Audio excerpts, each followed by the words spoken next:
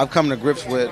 I mean, if it's meant for me to be the underrated guy or the guy that you love to hate or whatever the case may be, like that's just what I'm gonna do. I'm just gonna try to make my music and connect with the people.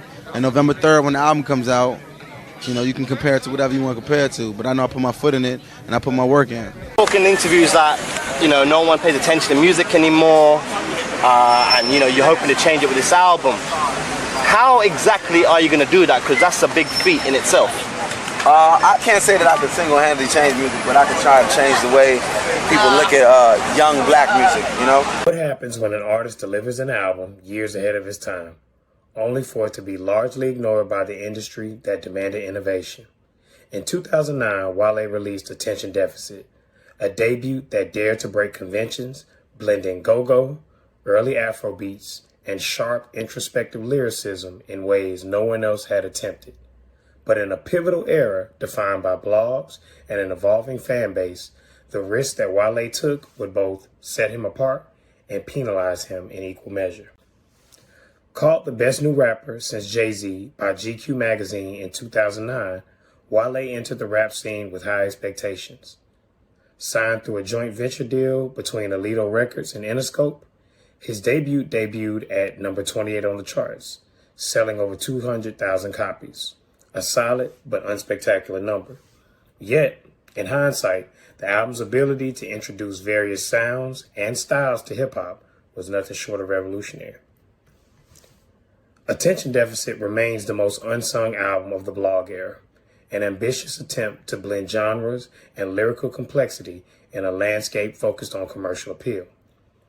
Critics, however, struggled to grasp the album's adventurous scope, focusing instead on what they saw as a lack of direction and too many pop features. Your new album, Attention Deficit, some people view it as maybe borderline maybe hypocritical to have a statement like Attention Deficit, which I take it to be your dismay at the industry, and then to do a song with Lady Gaga, she may be kind of a flash in the pan, kind of pop queen. Pitchfork in particular noted, Wale seems to jump constantly from persona to persona, highlighting what they considered a lack of cohesion. But where critics saw inconsistency, Wale was crafting something forward-thinking, a collage of sounds and ideas that reflected his wide-ranging influences and diverse background. In a period where labels were unfamiliar with the rapidly changing digital landscape, Attention Deficit received minimal support and was undershipped, overshadowing its innovation. Wale's Attention Deficit is the blog era's most underrated album precisely because it was so ahead of its time. Despite criticisms, its blend of regional and international sounds, its collaboration with unexpected artists like Gucci Mane, and its deeply introspective lyrics marked it as a pioneering effort. Just being the type of person that can go and do a Justice record and then go and do a Funky House record, and then go and do a record with Gucci Mane, and then go and do a record with Lil Wayne, and then go and do a record with Mark Ronson, and just be consistent at that. Like before you're able to put me in a box, I jump in another lane, and I'm comfortable there. I'm comfortable everywhere. Admittedly, some might argue that Blue and Exile's Below the Heavens deserves the title of the blog era's greatest unsung album, given its lack of mainstream recognition despite its critical acclaim. Yet, Below the Heavens was a project celebrated for its cohesive vision and clear conceptual storytelling, qualities that fit the traditional criteria of what we recognize as a classic. In contrast, Attention Deficit carved its own path, taking the risk others shied away from, and laying the groundwork for future collaborations and even more cross-genre experimentation. In 2009, the rap landscape was in the middle of a paradigm shift. As the influence of print publications like The Source and XXL waned, the rise of blogs such as Nah Right, Smoking Section, and Two Dope Boys ushered in a new era. Rappers were now being discovered and championed by fans online, and Wale was at the forefront of this movement. As one of rap's earliest Nigerian American voices, he not only embraced his heritage, but also celebrated the sounds of his region's go-go music. And I'm very, very, very proud of my heritage, like in my country, you know. Like even as small as like wearing a Nigeria soccer jersey the whole week in school, just to prove like, yo, I'm rocking with the Super Eagles more so than the U.S. team. Like, it's just how I am, you know what I'm saying? And even using my government name as my stage name, Wale, because I want the people in Nigeria to know that there's a lot of us that haven't been in Nigeria, but our parents are Nigerian that live in the States, and I represent them as well.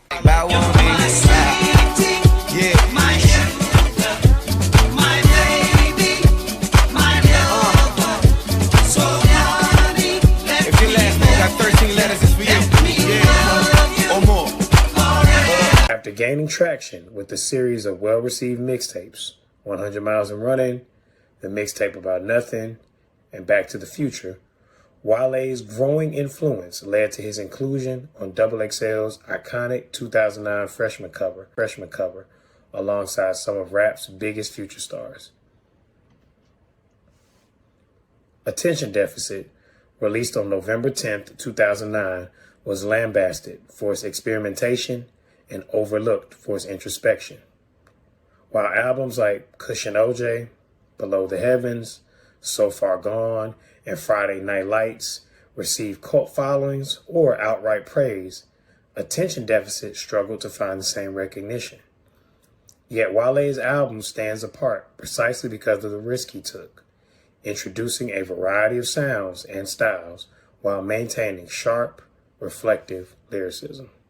Take, for instance, tracks such as Diary and Beautiful Bliss featuring J. Cole. In Diary, Wale pays homage to spoken word poetry, addressing relationship issues within the black community while honoring the griot tradition.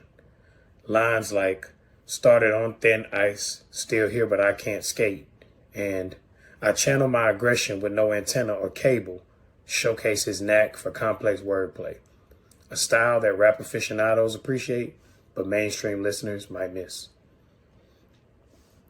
Instead of highlighting Attention Deficit's innovative qualities, we often focus on Wale's later success, with albums like Ambition, The Gifted, and More About Nothing, the latter being arguably his magnum opus. But without Attention Deficit, we wouldn't have had the landscape we have in which rappers embrace their full humanity. Wale's candid thoughts on the music industry and mental health opened the door for artists like Kid Cudi, who would later openly discuss their mental health struggles. His embrace of Nigerian culture helped pave the way for future artists like Toby and Wige, who do the same on a later stage. Wale's decision to push creative boundaries showed other artists, like J. Cole, the importance of collaborating across regional lines and also in exploring new sounds. His success, despite being ignored by the industry that initially dismissed him, cemented his place in hip-hop as a cultural trailblazer. Attention Deficit remains one of the most critically underrated albums of the blog era. At a time when the rap industry was wrestling with its identity, Wale dared to be different, creating a project that was equal parts introspective and innovative. His risk laid the groundwork for others, showing that pushing boundaries and defying conventions can lead to something timeless. It's time to give Attention Deficit its due, not just as an album, but as a pivotal moment in hip-hop's evolution.